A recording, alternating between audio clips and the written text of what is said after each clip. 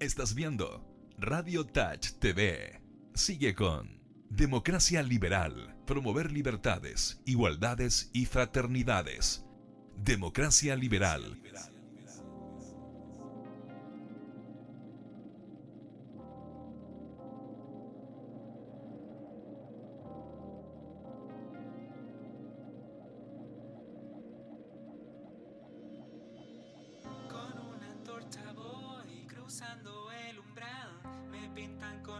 Blancas y negras, tengo las llaves de las puertas del Big Ben y ahí en un cuarto vivirá. Muy buenas tardes a todos los radioescuchas de Radio Touch.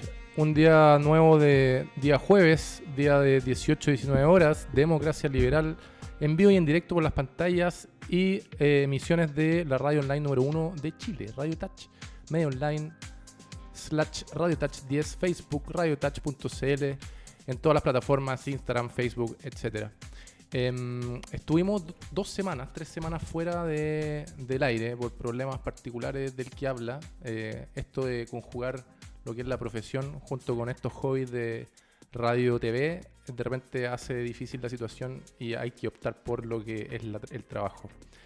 Y el día de hoy tenemos un notable invitado que me recuerda a los años, uno de los tiempos más felices de mi vida y también de los más problemáticos, que me recuerdan y me llevan a el año 1987 hasta el año 1994, en donde entre prekinder y sexto básico estuve en el colegio alemán Santo Tomás Morus, que queda ahí en Pedro Valdivia con Juana Arco, y respecto al cual el invitado de hoy, Helmut Steil, era profesor y fue profesor hasta muchos años después. Bienvenido, Helmut, muchas gracias por haber venido al programa y por haberte tomado tu tiempo por venir acá. Gracias, Rodrigo, sí. Bueno, yo no te hice clases, pero en algún momento nos tenemos que haber topado en los patios. Sí, no, yo me acuerdo mucho de ti, me acuerdo de tu nombre, de Helmut Steil, y me acuerdo de los compañeros que hablaban muy bien de ti, como te contacté a través de Twitter. Claro. Y te conté, te tenía mucho aprecio, parece, los compañeros. Los tomaste en séptimo. Sí. Yo me echaron en sexto, que a año 2019 me hubiera pasado eso. Yo creo que habrían interpuesto el sendo recurso de protección mis padres y quizás probablemente habríamos ganado por afectación a derecho de educación y todo. Me acuerdo específicamente que me pararon en un recreo una profesora determinada y me dijo: oiga, mijito, si usted no sube sus notas, lo vamos a terminar echando el colegio y va a repetir. Tenía 11 años de edad, estaba con problemas en la casa y claro, bajé el promedio de 6.0 a 2.9 en ese año. Entonces, lógicamente había una explicación más fuerte detrás que un alumno flojo que era un niño todavía. Claro. Pero bueno, independiente de eso, fueron años preciosos de mi vida: el voleibol, el alemán, Deutschlandkunde, y muchas historias ahí con los compañeritos. Helmut, cuéntanos un poco algo de tu historia. Tú eres profesor de lingüística, tienes ya varios años ejerciendo la profesión más importante, una de las más importantes del mundo, que es hacer educación, ser profesor de alumnos de educación básica y educación media. ¿Por qué elegiste ese camino de la vida y cómo se conecta posteriormente con el colegio alemán y con tus intereses por lo social, el liberalismo, que ya vamos a entrar en ese tema? Claro, bueno, la verdad es que cuando entré a la universidad no pensé... Un poco más cerca del micrófono. No pensé exactamente en ser profesor de colegio, de liceo. Ya. Mi interés era por la literatura y precisamente por lo que yo pensaba en ese momento, por la influencia de mis profesoras. Ya. Tuve grandes profesores en el área del lenguaje y una en particular me impresionó muchísimo, que se llamaba Marta Luna, fue la profesora de castellano. Y también la profesora Isabel Infante y la profesora Amelia Herrera, que tú no las conociste. Pero para mí fueron... ¿Tú estudiaste en el alemán Tomás Moro? Moro? Sí. Ah, sí, mira, ya. Yo estudié en el Tomás Moro. De hecho, estoy muy conectado con el Tomás Moro y también por el tema pedagógico, porque mi papá fue profesor allí y fue rector del colegio. Wolfgang Steil. No. Walter. Walter Steil. Walter Steil. Yes. Mucho antes que... Hubo un Wolfgang Steil, ¿no? Ese era Stein. Wolfgang Stein, claro. Claro, que era el rector en ese momento. Claro, Sí. perfecto. Y era... El profesor Stein es filósofo. Perfecto. O sea, tu papá estuvo ahí después estuviste tú. Y ambos hicieron clase. Mi papá fue uno de los fundadores del colegio, junto con mi mamá y mi tía. Ya. Y eso fue así porque el fundador, Julius Diesenberg, había sido profesor de mi padre en Puerto Montt. Ya. Y mi papá estudió pedagogía en castellano acá en la Chile. Y cuando en algún momento se encontraron acá, en alguna micro, Ya. y le dijo, Walter, ¿por qué no te vienes a trabajar conmigo? Ya. Y empezaron, y fue toda una aventura. Interesantísimo. El Tomás Morus al inicio no estaba en Perú al día, ¿cierto? No, estaba en Los Leones. Estaba en Los Leones, Sí. sí. Sí, y posteriormente se cambió a Perú al día con Juan Arco. Y yo entré cuando estaba Hans-Peter Breitinger Sí, de sí. director. Ahora la historia de cómo llegaron a Pedro de Valdivia te puede interesar. Sí, Porque en realidad es muy ilustrativa de lo que pasaba en la época. Fue una toma. Porque Mira. el colegio era la embajada alemana. Y entonces, bueno, estaban instalados en Los Leones y en ese momento había muchos colegios alemanes en Santiago. Chile es uno de los países con más alta tasa de colegios alemanes por habitante. ya. Y eran unas condiciones, era una casa, básicamente, en Los Leones. Y de repente alguien llama por teléfono, no sé si a mi papá o al señor Diesenberg, y le dice, mira, la embajada se traslada al centro de Santiago Ya. y va a quedar la casa de su papá. Y ese fue todo el mensaje. Así es que se pusieron los profesores de acuerdo Ya. y se instalaron nomás en el colegio. De hecho, fue una toma ilegal. Ya. Pero como en aquel tiempo, estamos hablando de los años 60, Sí. eso era relativamente, estaba empezando el proceso de liberación y había tomas de terreno. Y era un terreno de la embajada alemana, entonces la embajada tampoco podía quedar mal frente a la opinión pública. Sí, claro. Así que al final la embajada dijo, bueno, en realidad nosotros por ahora no tenemos necesidad de este terreno, quédense ustedes allí, la propiedad sigue siendo nuestra. Ya. Y así era en el tiempo en que tú te fuiste. Todavía era propiedad de la embajada alemana eso. Claro, claro. Y el colegio se ha caracterizado por generar, en este colegio particular, el Tomás Morus, por generar puntajes súper altos, si mal no recuerdo haber leído, en Claro. la prueba de aptitud en ese momento y después en la PSU. El rol del colegio en ese sentido es súper, o está muy direccionado hacia la eficiencia académica, ¿no? Sí, aunque creo que eso, bueno, la verdad es que a nosotros nos interesaba que sacaran buenos puntajes porque al obtener un buen puntaje las chiquillas pueden hacer lo que quieren con su vida, tienen Ujú. más facilidades, siempre es mejor tener un buen ingreso a la universidad que no tenerlo. Pero nuestro objetivo era más que nada sacar gente segura de sí misma, Claro. culta, inteligente, bien formada. Tú recordarás que se hacía mucho deporte, se sigue haciendo mucho deporte. Sí, bueno, voleibol el colegio Sí. número 1 de Chile en el Claro. deporte y en atletismo también tiene muy buenos resultados. Recuerdo a Héctor Villalobos, no sé si seguirá. Sigue allí, Tito Villalobos, sí, weón. sí. Puta, qué institución del colegio, weón. Allí está todavía, sí. Lo recuerdo haber visto en un campeonato de voleibol hace unos años atrás. Porque Claro. también se creó un club, es el Club Morus, Claro, que Sí. compite en la Liga Nacional de Voleibol. sí, sí. Y jugó, creo, Giorgio Jackson. Giorgio Bueno, Jackson también. hablando de democracia liberal, hablando de Mm. programa político y toda esta vaina que nos gusta conversar de lo social y todo, tenemos a un representante del colegio que es Giorgio Jackson. Giorgio debe haber salido el año 2005, por ahí, Claro. ¿no? ¿Le Yo hiciste fui el clase? profesor jefe de Giorgio. sí. Mira, ¿y Cuando yo salí, él algún estaba en caramelo séptimo. nos puede contar Helmut de Jackson? En realidad Era un alumno bueno, me imagino. muy buen alumno, sí, pero no era no era el típico alumno que está estudiando, no era eso, no, siempre fue una persona muy alegre, líder en el curso, bueno para la talla, risueño, Bien. disfrutaba de su vida, eso era lo que recuerdo, nunca tuvimos problemas. ¿Y estuvo interesado siempre por esta dinámica de lo social? Bueno, ¿Se yo no- podía advertir eso? No podría decirte porque cuando yo lo vi la última vez en... 2001, Claro, cuando él era chiquitito. claro, Bueno, no tan chiquitito, pero un poquito, apenas un año más grande que tú cuando te fuiste. claro. Entonces, Años después sí, me lo topé en el cumpleaños de mi tía. Ya.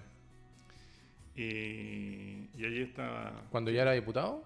No, cuando era presidente, cuando recién había sido elegido presidente de la FEUC. De la FEUC, Sí. claro. Mira, Giorgio Jackson, representante de la comunidad alemana del Thomas Morus. Oye, Helmut, entrando un poco en materia... Pero había Sí, otro, obvio. en relación a representantes políticos, es interesante esto del liberalismo, porque en realidad hubo otro exalumno que es un liberal fue un liberal de derecha, que es Antonio Horvath. El senador Sí. Horvath fue alumno del colegio y fue alumno de mi padre. Ya, Y él siempre recordaba con mucho cariño el colegio. Sí. Y él, bueno, siempre se caracterizó por una opción de derecha liberal, claro, con una gran preocupación por temas ecológicos también. claro. Sí. Sí, Antonio Horvath lo ubico perfectamente. ¿Y hay algún otro alumno que recuerdes que sea como destacado del mundillo público? Ramón Farías también fue alumno del colegio Ya, y, bueno, fue alcalde y sí, diputado. claro.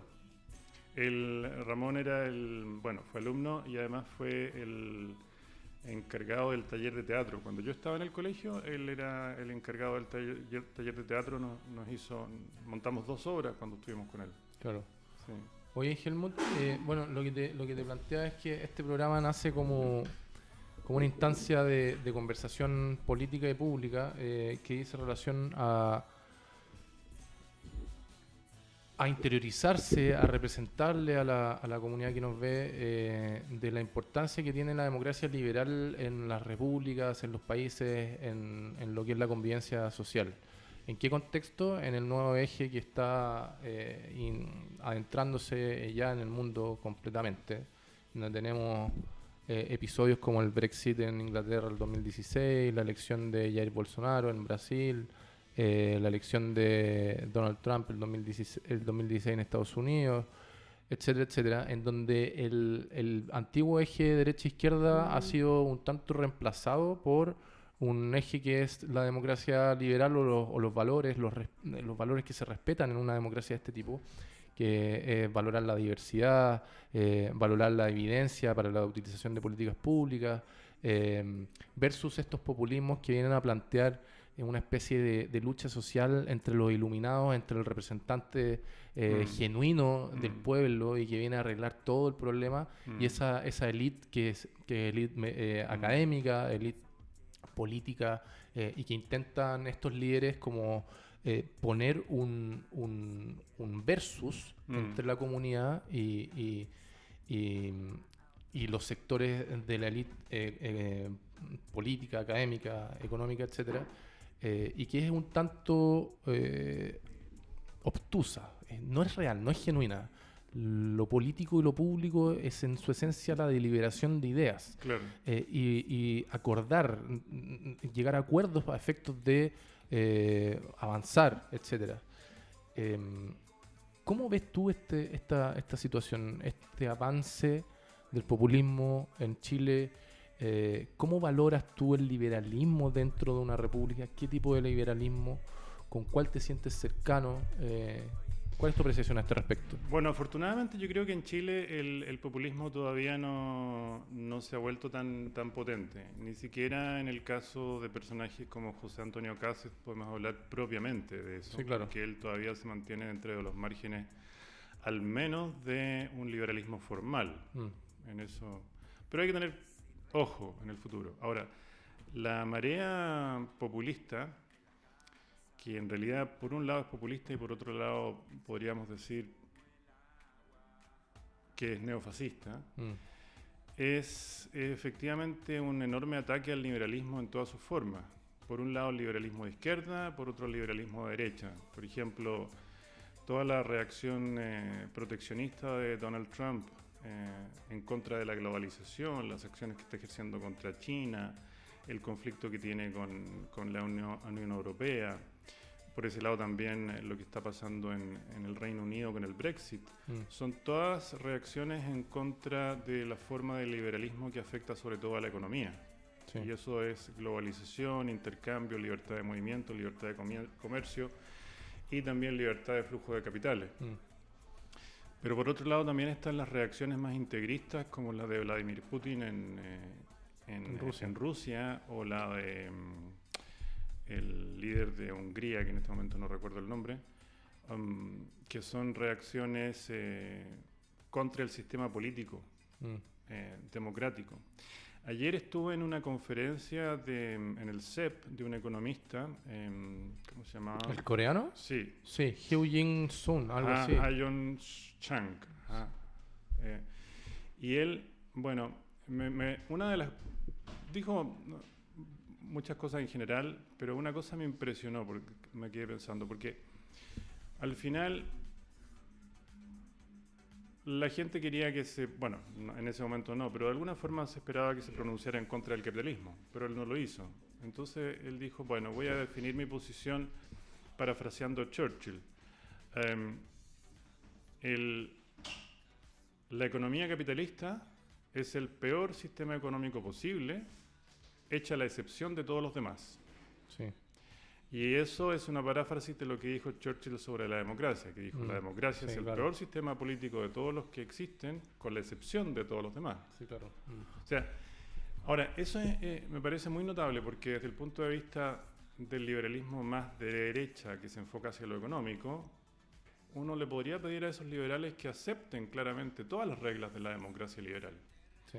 Y desde el punto de vista de los liberales de izquierda, que están más enfocados en la democracia política, uno también les podría pedir, bueno, la verdad es que también tienen que aceptar el capitalismo. Sí, claro. O sea, lo que hay en el liberalismo es democracia y capitalismo. Claro, exacto. Bueno, yo ayer estaba en una reunión explicando algunas cosas y también interiorizándome de la opinión de otras personas. Y básicamente, como tú bien dices, este liberalismo económico clásico de la derecha y este liberalismo más igualitario clásico de la izquierda, finalmente los dos valores que están tensionados ahí es la libertad por un lado y la igualdad respecto del otro lado. Exactamente. Y aquel que precie el uno sobre el otro, creo, personalmente, me puedes corregir, tener otra opinión, está equivocando el rumbo. Y tan claro es de que ambos valores se pueden aplicar en conjunto, y hay un país en Europa que se llama Francia, que en su lema estatal habla de libertad, igualdad y la fraternidad, que es el valor o la virtud que une a ambas. Claro. Entonces, no hay solo un tipo de libertad. Y eso es lo que personalmente tengo una crítica hacia el sector político tradicional más libertario de derecha, que solo creen en la libertad económica, pero no se representan la relevancia que tiene el poder dotar de herramientas a cada uno de los individuos pertenecientes a una sociedad a efectos de que puedan ejercer genuina y verosímilmente su propia libertad. Claro. Sí. Bueno, yo creo que lo que ocurre, enlazándolo con lo de la oleada populista, es que si los liberales de derecha y los de izquierda no actúan unidos en este momento, vamos a perder todo. Porque lo que estamos enfrentando es una marea antidemocrática y antiliberal en todos los sentidos. Sí. Lo que está pasando en la Amazonia, por ejemplo, el enorme incendio de la Amazonia, eso es prácticamente genocidio. Sí. O sea, allí la gente piensa en los árboles y en los animales, pero allí viven personas. Y esas personas están muriendo. Eso es genocidio. Y las personas que creyeron que Jair Bolsonaro no era un fascista, bueno, ahora aquí tienen lo que está pasando. Bueno, en el The Economist aparece hace 2 días atrás un gráfico súper relevante que analiza desde hace aproximadamente una línea de tiempo de 6 años cómo en el año 2018-2019 la deforestación del Amazonas se disparó a un doble o triple respecto a lo que se venía haciendo. Sí. Y eso es atentar contra los valores obvios y naturales del desarrollo sustentable. Sí. Que el desarrollo sustentable es desarrollémonos nosotros, pero teniendo presente a nuestros hijos y a nuestros nietos para que ellos se puedan desarrollar. Pero todo esto, yo coincido con todo eso, que es la parte... Pero yo quiero destacar el tema de que allí hay personas. O sea, allí hay cientos de miles de personas que van a morir. O sea, que si no han muerto ya, van a morir después porque... Y que nadie va a saber, porque pertenecen a minorías étnicas y pueblos que viven en sectores del Amazonas que no están inmersos en esto que es las ciudades desarrolladas, etcétera, y que probablemente pasen silenciosamente en este problema que está pasando con el incendio. Sí. Y la situación es tan grave que en realidad, si no fuera la época en que estamos, posiblemente todo esto ya habría derivado en una guerra, en una conflagración militar. Si no estamos metidos en una guerra es porque realmente hemos avanzado bastante. Ese es el lado positivo. Sí, Porque bueno. todo lo que está pasando en Venezuela, lo que está pasando en Brasil, lo que está pasando en Rusia, 70 años atrás habrían sido obvio. causa de guerra. Pero qué buen comentario tú Claro. haces, porque lo que pasa es que aquí hay comentarios súper tragicómicos de gente de extremos políticos que hablan de salirse de la ONU, ponte tú. Claro. Y que hablan de que la pertenencia a estas instituciones internacionales lo único que han hecho es perder soberanía por parte de los propios países y no están reparando en explicarle a la comunidad, y eso es lo que intentamos hacer acá también, de que la Organización de las Naciones Unidas y todas las subinstituciones que vienen de la mano, que nacen en el año 47-48 en adelante, son consecuencia de habernos inmiscuido en 2 guerras mundiales, Claro. y que son reglas generales y lógicas para la natural convivencia entre todos los países. Claro.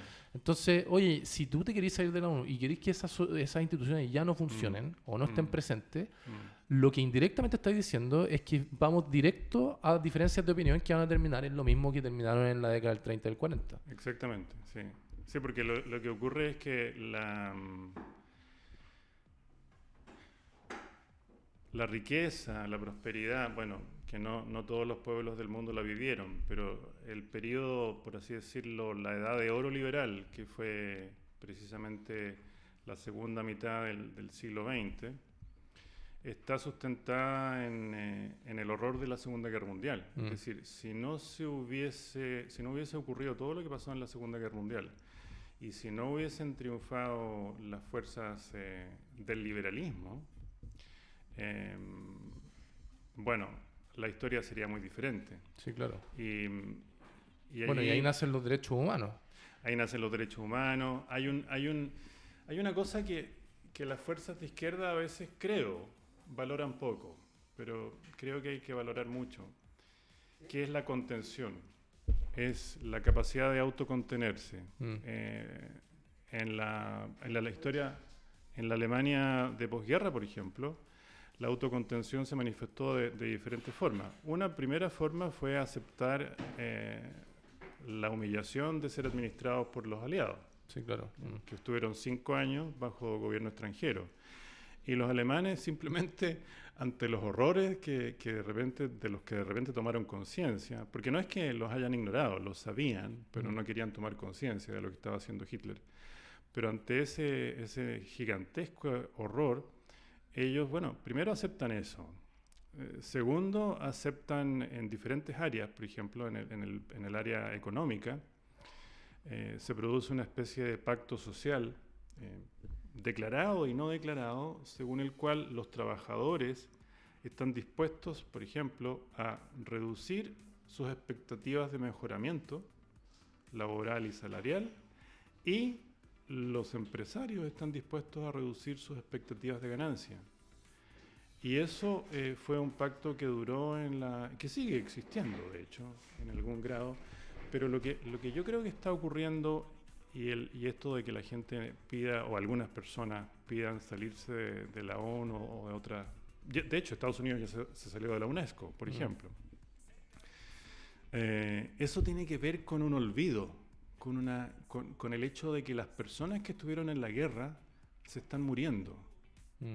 Y no ha habido la suficiente capacidad como para mantener esa memoria en personas jóvenes. Claro. Sí. Uno de los enfrentamientos, hay un libro muy lindo al cual yo llegué gracias a una amiga,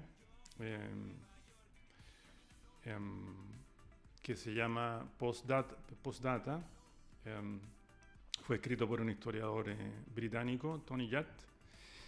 Y Postdata es la historia del mundo occidental después de la Segunda Guerra Mundial. Y la tesis básica de Tony Judt es que en realidad la posguerra no terminó el 50 o el 55, sino que todo el periodo de paz que viene desde el 45, más o menos hasta el 89, hasta la Hasta caída del la caída muro de del Berlín, Berlín. es un periodo de posguerra. Y es un periodo de posguerra caracterizado por la contención de la fuerza. O sea, por ejemplo, el hecho de que, por ejemplo, Churchill estaba convencido de que los comunistas eran un peligro inminente y él pensaba, hasta donde sé, no, en este momento no tengo el dato específico, pero en alguna parte lo leí, él al parecer creía que había que continuar la guerra y eventualmente derrotar a Stalin. Pero sus colegas le dijeron, no, po, no es el momento, porque tenemos ya demasiados muertos, tenemos demasiado dolor y ahora tenemos que reconstruir. Y Claro. por el otro lado también, es decir, por el lado de los comunistas también tienen que hacer lo mismo, así que no vamos a hacer eso. Claro. Y es curioso, porque Churchill, que fue el gran héroe de la guerra, es casi un héroe prometeico, es derrotado en las elecciones, poco después del Sí. triunfo. ¿Y ganan quiénes? Los laboristas. Claro. Lo que tiene mucho sentido, porque de alguna forma uno era el hombre que tenía que conducir la victoria sobre el fascismo, pero otra cosa muy diferente era reconstruir la Europa ya destruida por los fascistas. Sí. Y en esa tarea estuvieron los laboristas. Y todo eso está siendo de alguna forma desafiado y puesto en peligro por este populismo. Claro. Oye, Helmut, ¿y tú cuál es tu precisión respecto a Alemania en particular en el sentido de, por ejemplo, las políticas pro inmigración de puertas abiertas de Angela Merkel son una consecuencia de lo vivido durante el siglo XX por parte de Alemania? En el sentido de las dos guerras mundiales. ¿Hay una relación respecto al favorecimiento de la inmigración como una especie de culpa consciente respecto de todo lo que hizo Alemania en las dos guerras anteriores? Mira, yo sé que hay una tendencia, digamos, es razonable. Entender algo así, ¿no? Es razonable y hay mucho de eso. Es razonable querer entenderlo moralmente porque uno necesita confiar en que nuestros líderes actúan moralmente. Yo admiro a Angela Merkel, la admiro muchísimo. Creo que es uno de los mejores gobernantes en la historia del mundo occidental. La forma en que maneja las cosas, la forma en que controla las cosas con calma. Creo que es el primer liderazgo de mujer, no sé si es el primero, pero uno de los primeros sin duda, en el que una mujer asume un liderazgo desde la forma de ser mujer. Porque uno veía, por ejemplo, en Margaret Thatcher o en Indira Gandhi o en Golda Meir, mujeres firmes, pero mujeres que se estaban asumiendo en gran medida como en conductas propias de hombres. Que estaban en el código antiguo, En el código masculino. heteropatriarcal, claro. En cambio, tú ves a Angela Merkel y Angela Merkel es capaz de desarmar a un tipo como Boris Johnson simplemente con una sonrisa. Bien, pero yo creo que la idea de que esto fue una decisión moral es atractiva, pero no creo que sea solo eso. Yo creo que ella es una gran pragmática. Poco antes de que se produjera esta situación de la necesidad perentoria de recibir a los refugiados, sobre todo los de Siria, en realidad yo recuerdo que ella dijo, multiculti est tot, o sea, la multiculturalidad está muerta, porque esa era la lógica del Partido Demócrata Cristiano Alemán en ese momento, estaban en contra de la multiculturalidad. Y entonces, ¿cómo se explica que ella haga justo lo contrario? Porque en realidad todo lo que haya hecho ahora es para favorecer una Alemania multicultural. Claro. Alemania nunca fue un país de inmigrantes, nunca, hasta ahora. Yo creo que hay cálculos económicos. La población europea se disminuye, se reduce, ya no hay altas tasas de natalidad. En Francia las hay, pero no en Alemania. Por lo tanto, recibir inmigrantes es desde el punto de vista de una economía liberal una necesidad absoluta.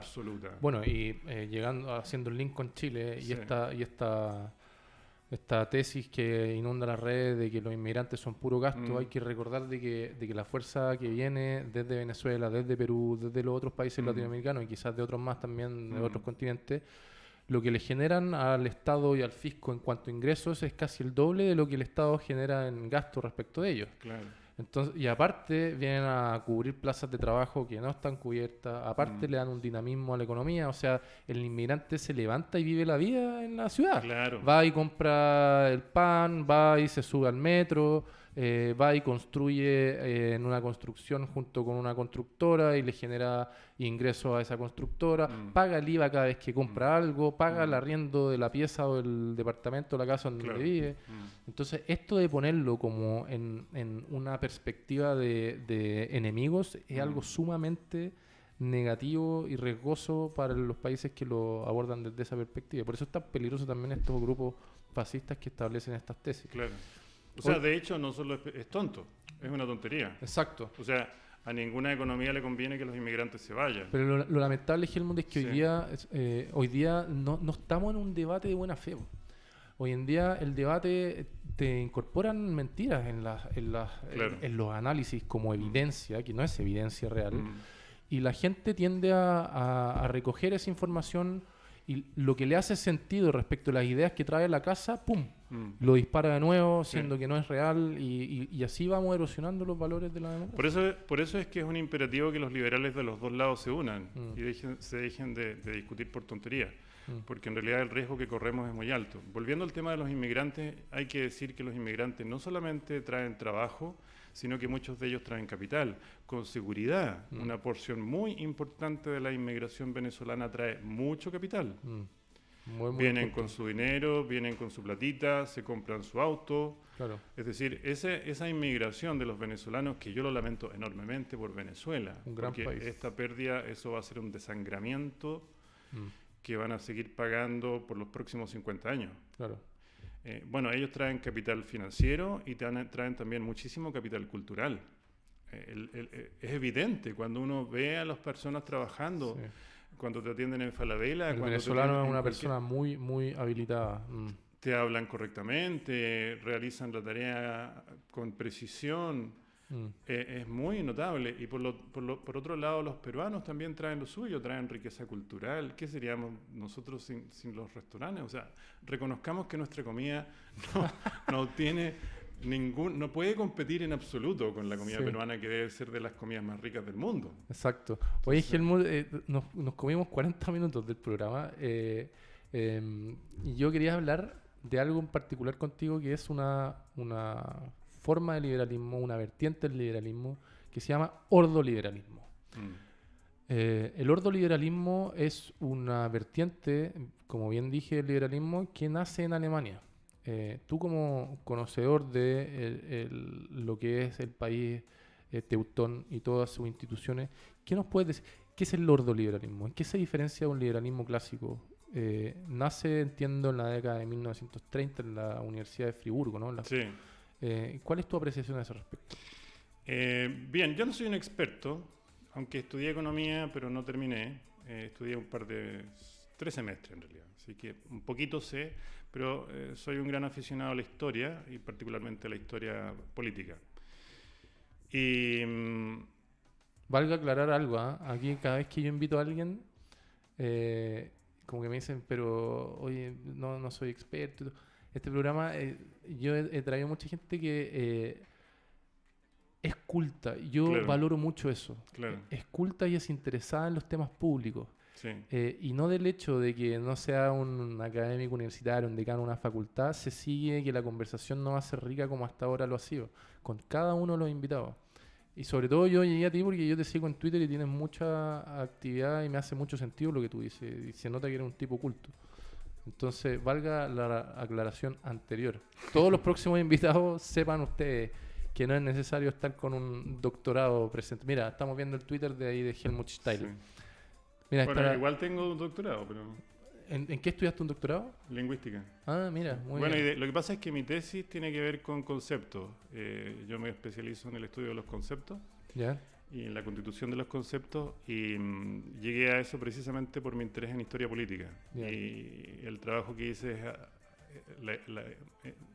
temáticamente se concentra en el concepto de estado de bienestar, que está muy Perfecto. relacionado con lo que ¿Estudiaste estamos a hablando. Costa Spink Andersen? Sí, leí algo de él, sí. Ya, ya, Sí. que es como el padre del estado Claro, del claro estado de que sí, bienestar. sí. Oye, Helmut, ¿qué es el ordoliberalismo? Bueno, ¿Qué entiendes tú por ello? ¿Qué has lo leído? que lo poco que yo sé es que, claro, antes de la guerra y durante la guerra, los profesores los fundadores del ordoliberalismo, entre ellos Walter Eucken, eran expertos en economía. El enfoque que se le da a la economía en Alemania, en los países germanoparlantes, es muy importante porque en realidad en alemán economía se dice Volkswirtschaft, lo que significa literalmente economía del pueblo. Mira. Y que acá en Chile eso se expresa normalmente en castellano, pero en Chile se expresaba como economía política, que es la idea que está también detrás de todos los estudios de Marx, ¿no? Por así decirlo, entonces la Academia Alemana reconoce que la economía no es un hecho aislado, sino que es un hecho que está conectado con la historia y con la vida política. Es una ciencia social. Es social, pero además tiene una conexión muy fuerte con la política y no puede ser vista sino como una parte de la ciencia política. Bien. De hecho, por ejemplo, actualmente la Escuela de Ciencia Política en Alemania depende de la Facultad de Economía. Está en relación con la Facultad de Economía, no está en una Facultad de Humanidades. Ciencias Sociales e Historia, claro. Sí, ni menos de Filosofía.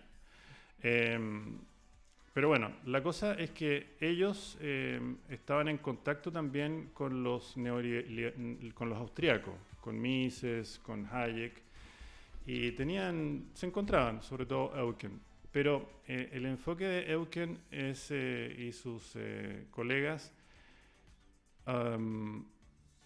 era diferente, estaba más influido por Hegel y por ciertas nociones. Hay una noción muy importante en Hegel que es la de la Sittlichkeit.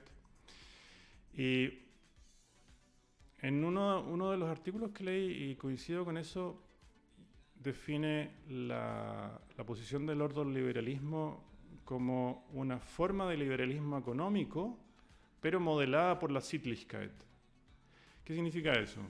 Significa básicamente que ellos plantean que el mercado debe ser plenamente libre, pero las reglas del juego tienen que estar claramente definidas por el Estado. Y esa definición por el Estado de alguna forma pone límites. Y esos límites también tienen que relacionarse, no son solamente límites que imponga el Estado, sino que son límites que están dados por la forma en que la sociedad se relaciona. Un ejemplo concreto. En Alemania la educación universitaria es gratuita y esa gratuidad se perdió durante un tiempo y curiosamente se perdió bajo un gobierno socialdemócrata. Se perdió porque se pensó que con los mismos argumentos que se esgrimen acá, que la universidad no puede ser gratuita porque eso implica de alguna forma beneficiar a los más ricos. Claro. ¿Ya? Lo que es cierto en algún grado. Sí. No lo vamos a negar. Es cierto, pero el no entenderlo de esa forma Claro. implica de que tú estás entendiendo la educación no como un derecho social propiamente tal, que la definición correcta de la educación, y de hecho sea de paso la salud y todos los otros similares, es por antonomasia un derecho social, Claro. al cual tú tienes derecho por el solo hecho de ser un ciudadano de tu país. Sí. Yo agregaría eso, interrumpiendo un poco el tema es que en realidad es un derecho, pero también es un bien. O sea, yo creo que toda esta polémica que se armó cuando el presidente dijo que Era un bien de consumo. la educación era un bien de consumo, yo creo que, bueno, él se equivocó, no es un bien de consumo. Pero sí es un bien de capital, claramente. Se puede medir monetariamente, uno se hace rico sabiendo más, evidentemente. El que sabe tiene mejores opciones, es un capital, y eso lo reconoce la izquierda plenamente. Tú estudias el estructuralismo francés, por ejemplo, el mismo Pierre Bourdieu, por ejemplo, habla del capital cultural. Entonces, en eso no podríamos estar de acuerdo. La educación implica una mejoría económica. Claro. El tema es cómo se regula eso. Enfatizar el lado del cliente o enfatizar el lado del ciudadano. Cuando alguien va a la universidad es un ciudadano, pero también es un cliente, es verdad. Sí. Ahora, volviendo al tema de la gratuidad alemana como ejemplo del ordoliberalismo. La gratuidad de la universidad en Alemania es un claro ejemplo de cómo el ordoliberalismo aborda las cosas, porque es una forma de regular el mercado. Es decir, ¿cómo hago yo para que tengan todos las mismas oportunidades? La única forma en que puedo hacer eso es que todos, efectivamente, ricos y pobres, tengan exactamente la misma oportunidad de entrar a la universidad. Y eso incluso considerando la necesidad de apoyar al hijo del rico en términos de su autonomía respecto de sus padres. Porque lo que tiene el sistema alemán es que no solamente apoya a los pobres, sino que además le da la posibilidad a los que no son pobres de tener plena autonomía respecto de sus propias familias. Sí. Es decir, no se genera un fenómeno de acumulación de capital familiar. Cada uno es responsable por su propia vida.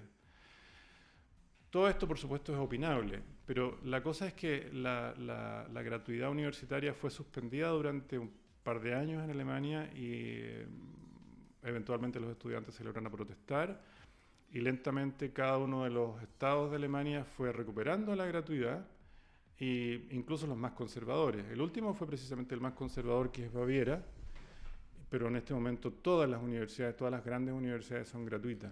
¿Cómo el sistema de salud, haciendo el mismo link en Alemania?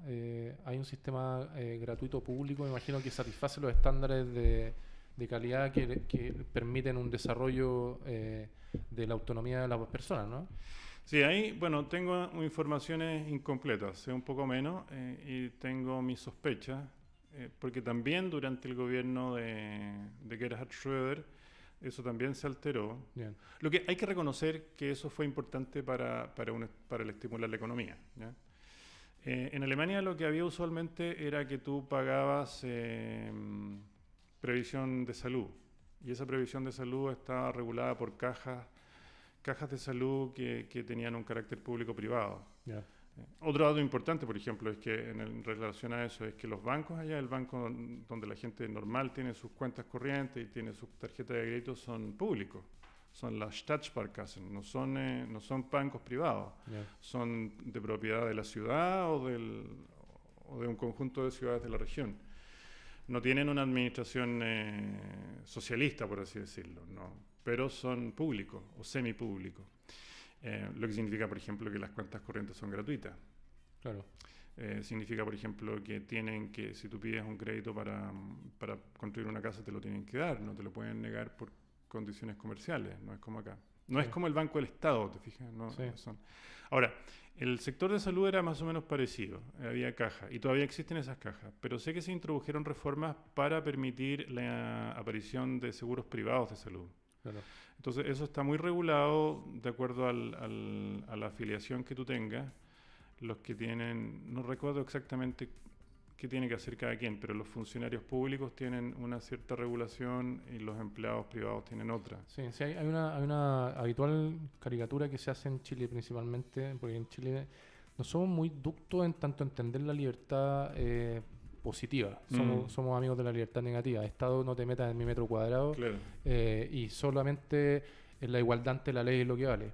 Y resulta que todo lo que tú estás describiendo, la forma en que se entiende la vida en comunidad o cómo lograr la vida buena en Alemania, es a través de un sistema en donde también se preocupan de la libertad positiva, que es dotar de herramientas a la comunidad para que puedan ejercer su libertad. Y es un sistema, este ordoliberalismo, que es bastante hermano, si se pudiera decir, de la socialdemocracia. Porque la socialdemocracia lo que busca es instalar un sistema socialista, pero a través de la democracia, y que busca el sistema socialista intentar efectuar una cancha igualada de oportunidades. No sé si de resultados, pero sí de oportunidades. Entonces, es súper tenue la línea entre el ordoliberalismo y la socialdemocracia, y que la socialdemocracia también, a mi modo de ver, es un primo hermano del liberalismo igualitario, de John Rawls, de la teoría de la justicia, de Ronald Dworkin y de todos estos filósofos de la segunda mitad del siglo XX que hablaban de atenuar las desigualdades moralmente relevantes. Algo que leí del ordoliberalismo, que lo distinguía de esta socialdemocracia, era de que Alemania y esta particular forma de entender la relación comunitaria se preocupa mucho del gasto público, de tenerlo limitado, de tenerlo bajo control, Sí. efectivamente. Y esa fue una distinción que pude notar respecto de los socialdemócratas que solamente están voy a ser un poco simplista quizás, Mm. pero buscando igualar la cancha, no preocupándome mucho de respecto de cómo lo hago, ¿te fijáis? Sí, yo creo creo que la socialdemocracia ha derivado lentamente hacia el ordoliberalismo, pero el ordoliberalismo se relaciona mucho más con el conservadurismo clásico alemán. Los grandes pensadores del ordoliberalismo además eran juristas. Esa es una distinción importante con Austria. Walter Eucken y todo funcionaba en una escuela de derecho. Yeah. El ordoliberalismo fue creado en una escuela de derecho. Y lo que ellos plantean es una fusión del derecho con la economía. Y un rol muy importante lo cumplen el derecho civil y el derecho comercial. Y eso es muy importante, hay que destacarlo. Ahora bien, yo creo que la socialdemocracia en origen es un partido de clase, de la clase trabajadora. Los otros partidos también son partidos de clase, partidos más burgueses, pero pienso que la socialdemocracia surge como un partido que defiende los derechos de los trabajadores. Sí. Y por eso también ahora está en crisis, porque las categorías de clase han cambiado mucho, entonces ya no tienen la clientela que solían tener. No hay grandes masas de trabajadores metalúrgicos, no hay grandes masas de trabajadores industriales, y por eso ya no tienen los porcentajes de votación que tenían antes. Y los temas que se abordan desde la izquierda hoy en día son diferentes. Entonces yo creo que por así decirlo, simplificando las cosas, a la socialdemocracia le conviene el ordoliberalismo y lo apoya. Incluso está en sus programas, si tú lees los programas de la socialdemocracia alemana actual, aparece exactamente el ordoliberalismo. Pero el ordoliberalismo se deriva desde sectores más bien demócrata cristiano. Surge de la opción demócrata cristiana de carácter protestante, de los luteranos, de los que buscan la igualdad de las personas. Tiene mucho que ver con igualdad, porque lo que ocurre, además que históricamente, el luteranismo, el cristianismo luterano alemán era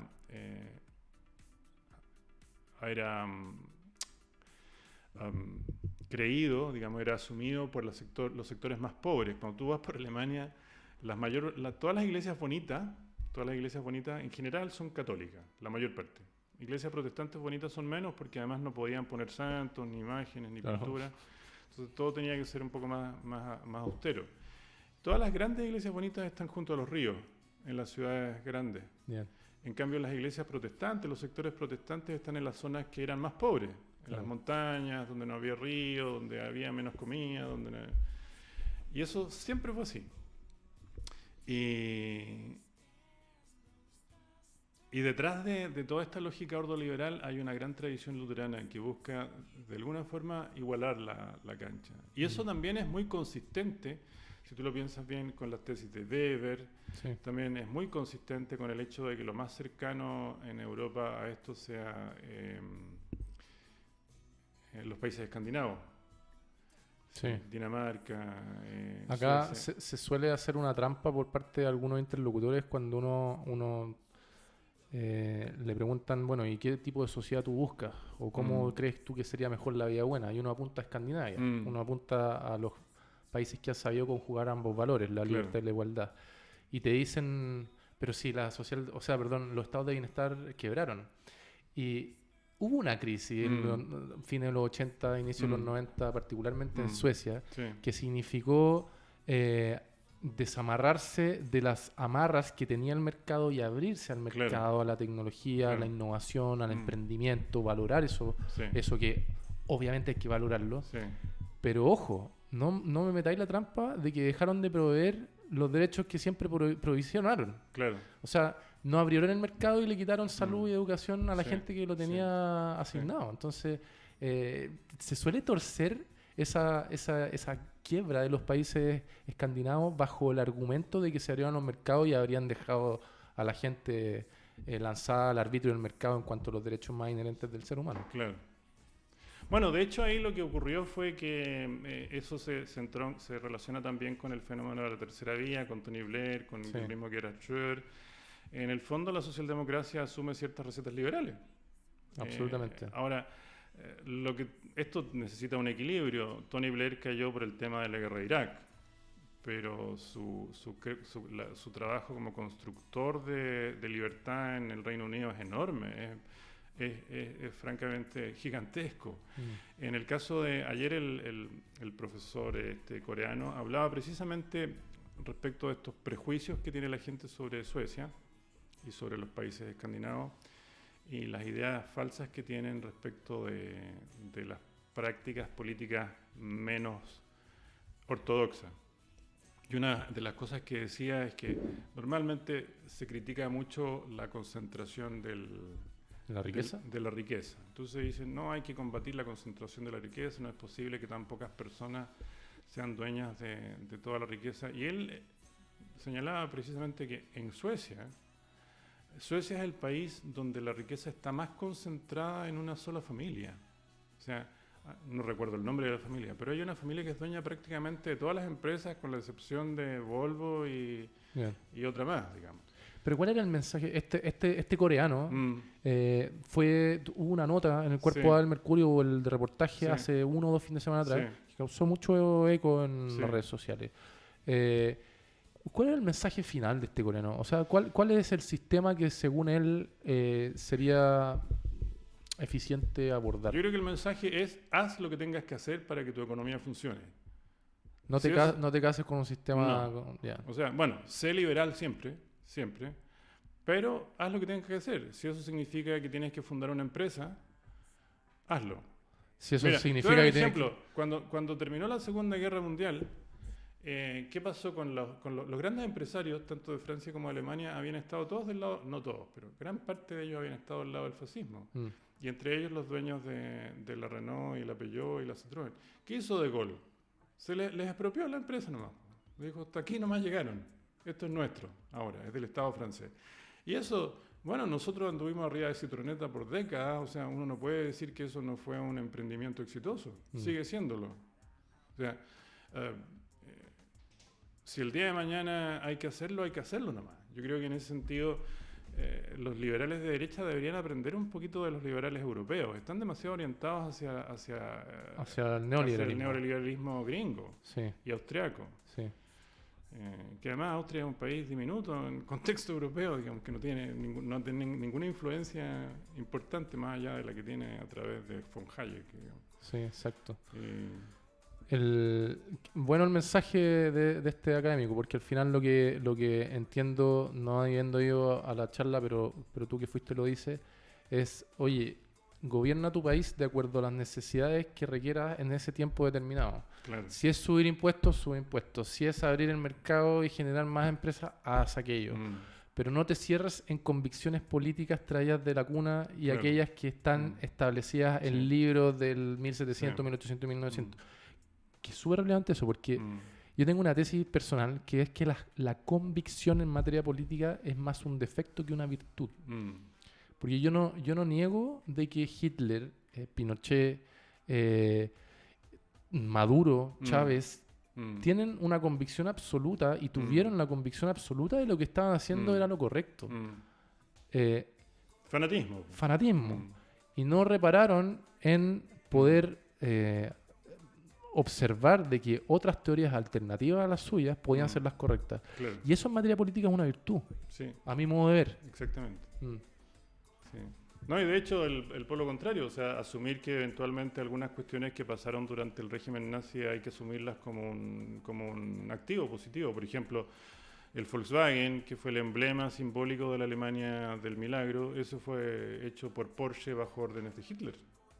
Claro, mira, toda la razón. Entonces, si el gobierno alemán y los socialdemócratas hubiesen pedido, no, pero ¿cómo vamos a usar esto si era de Hitler? No, pero claro, tengamos dignidad. No, pues los alemanes dijeron, no, pues esta cuestión sirve, vamos a andar arriba del auto. Lo que pasa es que Hitler lo pensó para una cosa y en realidad ellos lo usaron para otra. Claro. O sea, no hay que demonizar las cosas. Yo creo que uno de los grandes valores de Chile, de la concertación, yo creo que la concertación de partidos políticos por la democracia, los gobiernos de Elwin, de Frey y de Lagos han sido el gobierno más liberal en la historia de América Latina. No creo que haya otro liberalismo, tal vez el de Fernando Enrique Cardoso.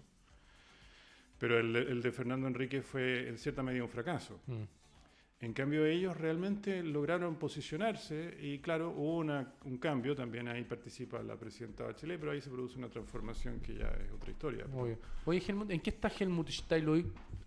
Yo estoy haciendo clases de lingüística en la USACH, hago clases ¿A pregrado?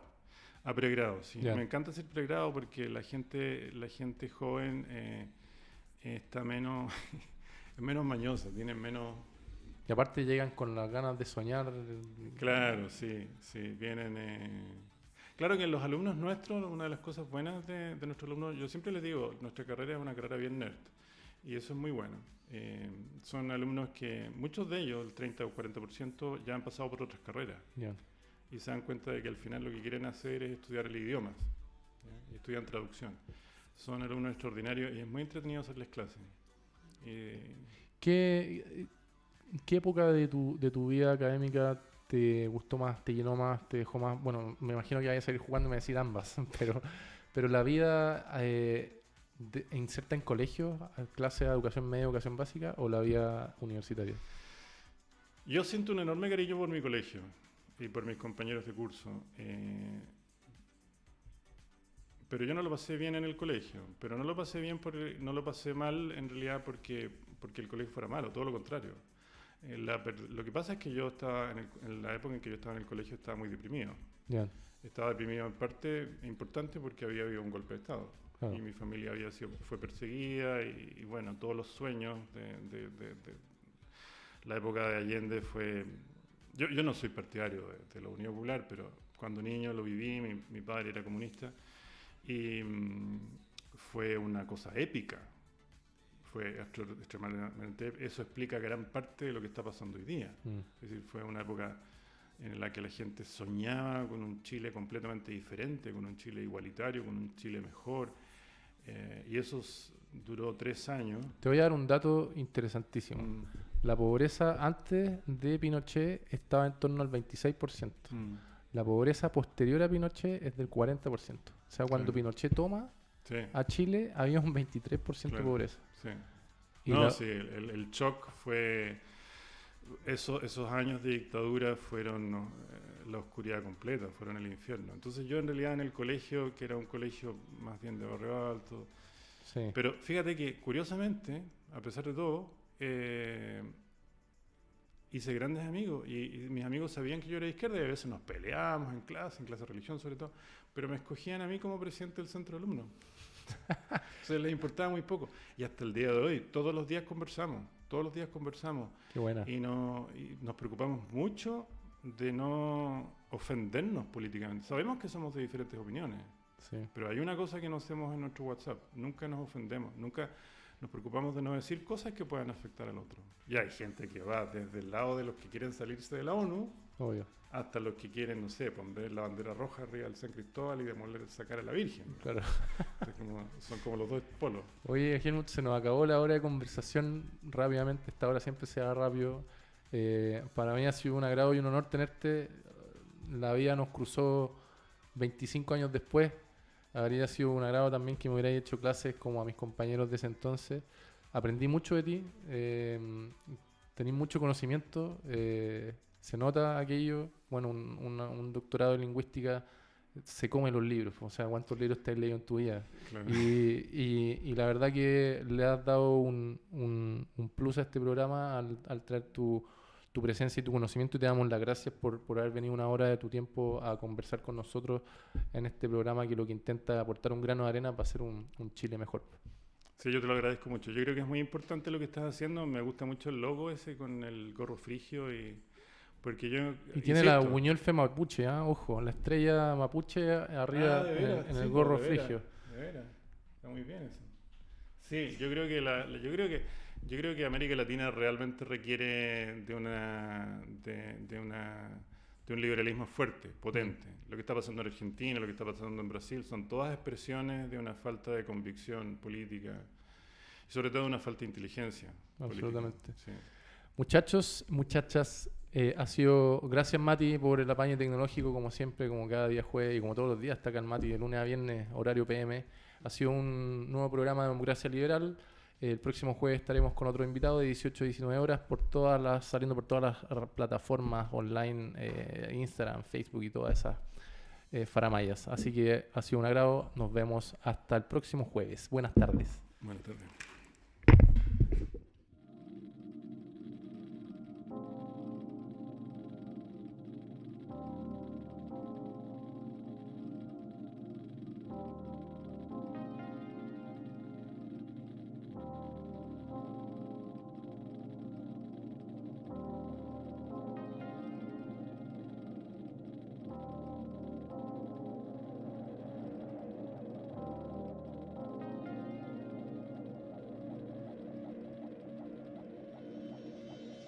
Con una antorcha voy cruzando el umbral.